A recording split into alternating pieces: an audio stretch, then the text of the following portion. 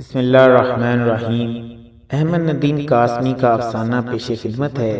इसका उन्वान है जूता। करमू एक कवाल पार्टी में बरसों तक ताली बजा बजा कर ताल देता रहा। फिर आवाज लगाना भी सीख गया। पीछे से आगे आ गया और बड़े कवाल के घुटने से घुटना मिलाकर बैठने लगा। तब बड़े कवाल को तशवीश लाहक हो गई कि कहीं वो उससे भी आगे न निकल जाए। चुनाचे उसने कर्मों को चलता कर दिया। कर्मों की आवाज तो वाजबी सी थी, मगर उसने कवाली के गुर सीख लिए थे और हारमोनियम की आवाज में अपनी आवाज छुपा लेने की महारत हासिल कर चुका था। उसने अपनी कवाली पार्टी बना ली और उर्सों, मेलों और शादी ब्याह के झमघटों में गाता रहा और अपने तीनों बच्चों को पढ़ाता रहा। दरअसल बड़े कवाल के साथ उसे मुल्क के बड़े बड़े शहरों में जाने का मौका मिला था और उसने महसूस किया कि अगर उसने अपने बच्चों को तालीम न दी तो वो उसकी तरह और उसके बाप दादा की तरह ढोल शहनाई बजाते या कवालों के पीछे बैठे तालियां पीटते फिरेंगे और उसकी तरह उसके बाप दादा की तरह उनकी बातें भी हमेशा ढीली रहेंगी। जब उसने तीनों बच्चों को गांव के स्कूल में दाखिल कराया था तो सारा गांव जैसे सन्नाटे में आ गया था। लोग कहते थे हजरत आदम के आसमान से जमीन पर उतरने से लेकर अब तक के जमाने का ये पहला मरासी है जिसने अपने बच्चों को तालीम दिलवाने का फैसला किया है। पिंड के चौधरी साहब ने उसे दार पर बुलाया और दारे पर बुलाकर उसे डांटा। शर्म करो कर्मो, मिरासी होकर अपने बच्चों को पढ़ाते हो। क्या शादियों में उनसे लोग ढोल शहनाई की बजाय किताबें सुनेंगे? क्यों बिगाड़ते हो उन्हें? क्यों नास मारते हो अपने नस्ली पेशे का? कर्मू ये सब सुनता रहा और चिपका रहा, अलबत्ता मुस्कुराता रहा। चौधरी की इस डांट पर के अब कुछ बखूबी उसने कुछ कहा तो बस इतना कि इकबाल कायम हो। उम्र भर दाल साग खाने वाले को भी एक आध बार मुर्ग बटेर का सालन चखने को जी जाता है। कर्मों ने कवाली के नाम पर चीखें और बड़के मार मार कर पैसा जमा किया और बच्चों को पढ़ाया। वो गर्मियों की छुट्टियों में गांव आते तो मिरासी की औलाद लगते ही नहीं थे। फिर वो न जाने क्या पट्टी पढ़कर आते थे कि मिरासी के बेटे होने से शर्माते भी नहीं थे। ठीक है, हम कर्मों मिरासी के बेटे हैं, मगर चौधरी की तरह हमारी पीढ़ी भी तो आदम अलैहिस्सलाम से ही मिलती है। फिर ये लड़के इधर लाहौर, कालाशाह काकू और फैसलाबाद की मिलों में मुलाजिम हो गए और बाप को हर महीने इतना बहुत सा रुपया भेजने लगे कि करमू अपनी कवाल पार्टी तोड़कर अपने घर में रहने लगा और साफ सुथरे कपड़े पहनने लगा और खैरात देने लगा। फिर एक साल उसने ज़कात तक निकाली। चौधरी ने ये सुना तो इतना हंसा कि उसकी आंखों से पानी बहने लगा। हराम की औलाद, उसने कहा, अथल्ला कमीना कहीं का, देख लेना लोगो, साल 2 साल में खुद ज़कात मांगने निकल खड़ा होगा। अगर इस वक्त तक क़यामत ना आ गई तो एक मिरासी जब ज़कात देने लगे तो समझो सूरज सवानेरे पर उतरने को है। और चौधरी फिर यूं हंसने लगा जैसे रोने लगा है। किसी ने कर्मों को चौधरी की ये बात बताई तो बोला, चौधरी क्यों खफा हो रहा है? मैंने तो उसे ज़कात नहीं भिजवाई, उसे भी देता, मगर अभी ज़कात लेने का हक नहीं बनता उसका। आहिस्ता आहिस्ता हकदार हो जाएगा, जमाना बदल रहा है। जिन लोगों ने कर्मों को चौधरी की बात बताई थी उन्होंने चौधरी को कर्मों की बात बताना भी जरूरी समझा। इस वक्त चौधरी शरबत पी रहा था। ये बात सुनी तो उसे अच्छू हो गया और शरबत उसकी नाक से बहने लगा। फिर एक रोज करमू गली में बैठा लोगों से गप हाँक रहा था।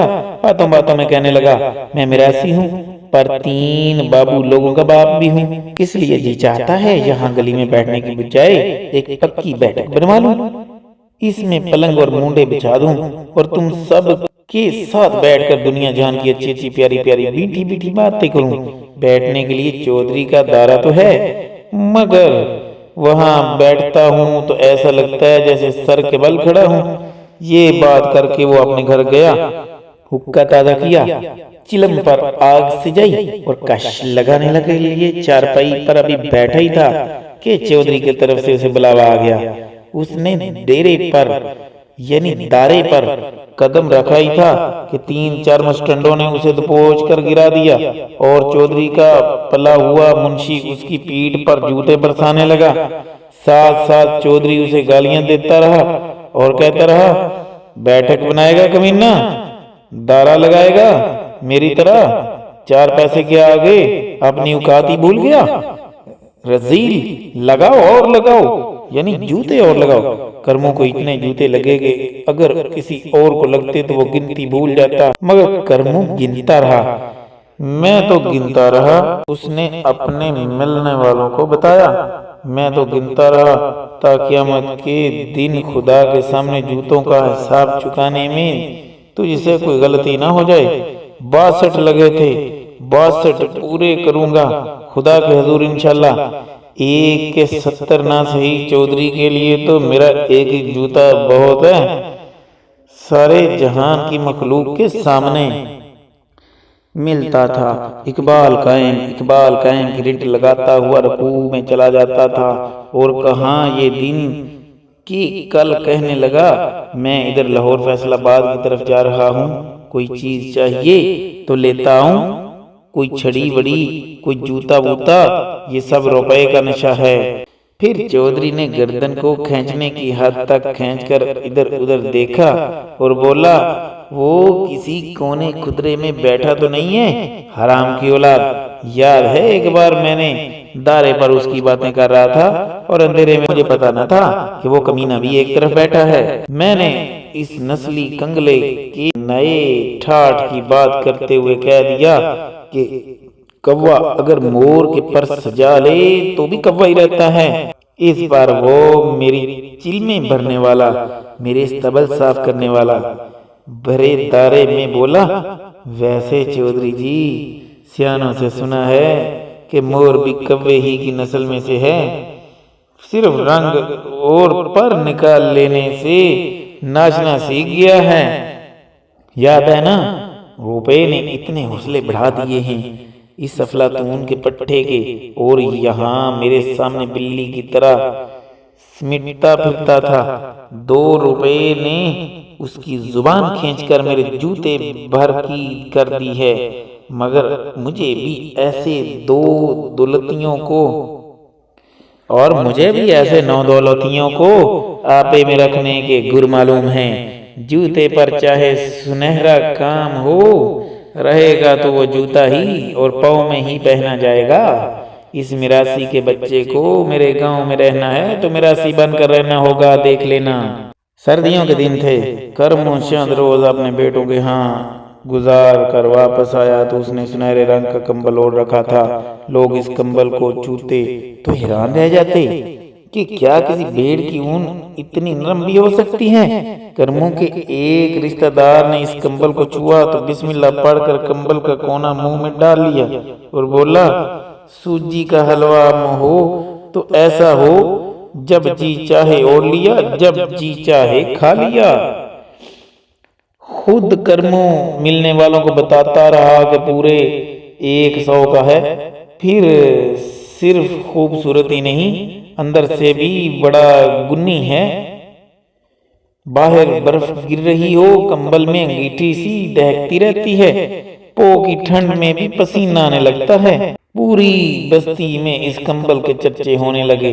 बात चौधरी तक भी पहुंची, मगर यूं कि कर्मू कह रहा था, ऐसा कंबल तो चौधरी को भी नसीब नहीं हुआ होगा।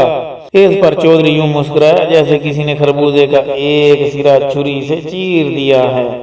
कर्मों के रुपए ने चौधरी को सियासतदान बना दिया था। एक दिन कर्मू ये कंबल ओढ़े चौधरी के दारे की गली में से गुजरा तो चौधरी अपने आदमियों के साथ बाहर बैठा दूध सेंक रहा था। कर्मू को बुलाया, उसके कंबल पर हाथ फेर कर बोला, कहाँ से मारा? कर्मू पास ही एक सिल पर बैठ गया। मैंने तो इकबाल कायम सारी उम्र में एक पिद्दा तक नहीं मारा, कंबल कहाँ से मारूंगा? और फिर कंबल भी ऐसा कि आपने भी छुआ तो मैंने आपके रोंगटे खड़े होते देखे। चौधरी का चेहरा यूं तन गया जैसे उसकी चोरी पकड़ी गई है। खरबूजे में से एक और चीर पड़ा और चौधरी बोला, चलो मारा नहीं तो लिया कहाँ से? कर्मों ने जवाब में लम्हा भर देर की। उसकी आंखें चमकी। अपने बेटों के जिक्र पर हमेशा यूं मालूम होता था जैसे उसकी पुतलियों में रखे हुए चरागों की लोएं जल उठी हैं। काला शाह काकू में मेरा बेटा है ना सरफराज? हाँ, वो सुरफा। चौधरी ने कर्मों की तस्हीह की। जी हाँ, वही सरफराज। कर्मों ने अपनी गलती की तस्हीह की कोई अहमियत न दी। वो कहने लगा, अब के यहाँ से एक अच्छा सा जूता ले जाओ। मैंने कहा, जूते उधर गांव में बहुत हैं, कुछ और ला दो, कोई तोहफा चीज। वो ये कंबल ले आया। मलेशिया में इसके किसी दोस्त का अब्बा रहता है, वो ये कंबल अपने बेटे के लिए लाया। सरफराज ने उससे अपने अब्बा के लिए खरीद लिया। चौधरी बोला, देखो करमू, अगर मैं कहूँ मुझे ये कंबल चाहिए तो ले लीजिए ना कबाल कायम। कर्मों ने गरज कर जवाब दिया, सरफराज पूछेगा तो मैं कह दूंगा चोर ले गए। चौधरी ने कर्मों की बात जोर के कहके में उड़ाने की कोशिश की, मगर साफ मालूम होता था कि इस कहके का फेफड़ों से कोई ताल्लुक नहीं है। फिर वो एकदम संजीदा होकर बोला, इसका क्या लोगे? कुछ भी नहीं इकबाल कायम। कर्मों की आवाज में बड़ी आसूदगी और बेनियाजी थी। मगर मैं मुफ्त नहीं लूंगा। चौधरी बोला, ये हमारा खानदानी आदत है कि हम मुफ्त चीजें देते हैं, लेते नहीं। तुम तो जानते हो, तुम्हें तो उम्र भर का तजर्बा है। जी हाँ, कर्मों ने कहा, पर कभी कभी लेने वालों पर देने का वक्त भी आ जाता है। इकबाल कायम, ले लीजिए ना, सरफराज मुझे और बेच देगा। चौधरी ने कहा, नहीं कर्मों, तुम हमारे मिरासी हो। तुम्हारे बाप दादा ने हमारे बुजुर्गों की जूतियां सीधी की हैं। मांगो, क्या मांगते हो इस कंबल का? सुरफे ने तुम्हें बताया तो होगा ही। उसने कंबल के कितने रुपए दिए थे? जी हाँ, सरफराज बताया तो था। कर्मों की आवाज में मंसूबा साजी की गहराई थी। फिर वो जैसे एक नतीजे पर पहुंचकर मुस्कुराने लगा और बोला, कंबल दूसरे मुल्क का है ना जी। मैंने अभी सरफराज से इतनी फजूल खर्चियां मत किया करो। वो बोला, कोई भी चीज हमारे अब्बा के आराम से महंगी नहीं है। तालीम ने लड़कों के दिमाग हिला दिए हैं। बाल कायम, कीमत कुछ ज्यादा ही है। यानी इतनी ज्यादा कि सुरफा मिरासी ये कीमत अदा कर सकता है और मैं नहीं कर सकता? चौधरी अपने गुस्से को छुपाने की कोशिश के बावजूद पूरी तरह न छुपा सका। बताओ, कितने पैसे में आया है? 50, 100, 200, 300 कितने हैं? 300 तो खैर नहीं जी। कर्मू ने चौधरी के मुंशी की तरफ यूं देखा जैसे जूते लगाने से पहले मुंशी ने कर्मू को देखा था। कुल 262 में आया है। उसने हाजरीन पर दाद तलब नजरें डाली। और इतनी रकम तुम्हारे बेटे ने अदा कर दी? कमाता खुजाता है इकबाल बुलंद। तो तुम मुझसे 262 रुपए लोगे? आप 62 रहने दीजिए, उनका हिस्सा फिर होता रहेगा। दूसरे दे दीजिए। 262 में से 62 और मिलाकर क्यों ना दूं? चौधरी ने फातिहाना अंदाज से कहा, आखिर तुम हमारे मिरासी हो। चलिए ज्यादा दे दीजिए इकबाल कायम, 320 दे दीजिए। तुम्हें तो दुकानदारों की तरह ठीक ठीक हिसाब करना भी आ गया है। चौधरी ने दिल लगी करने की कोशिश की और कर्मों कंबल उतारते हुए बोला, मैं तो अब बेहिसाबा खर्च करता हूँ इकबाल कायम। बस कुछ आता है तो ये 62 का हिसाब आता है। चौधरी ने कर्मों के चिल्लाए हुए चाबक से बेनियाज होकर अपने मुंशी से कहा, लो भाई दे दो इसे 324 रुपए। मुंशी जी, 324 रुपए? रुपए के लफ्ज पर जोर देते हुए मुंशी जी ने कहा, रुपए नहीं तो पैसे। मुंशी ने कमीज के नीचे फटी हुई बास्केट की अंदरूनी जेब से नोटों का एक गड्ढा निकालते हुए पूछा, मेरा मतलब था कहीं आप 324 रुपए देने के बजाय 324 जूते लगाने न बैठ जाएं।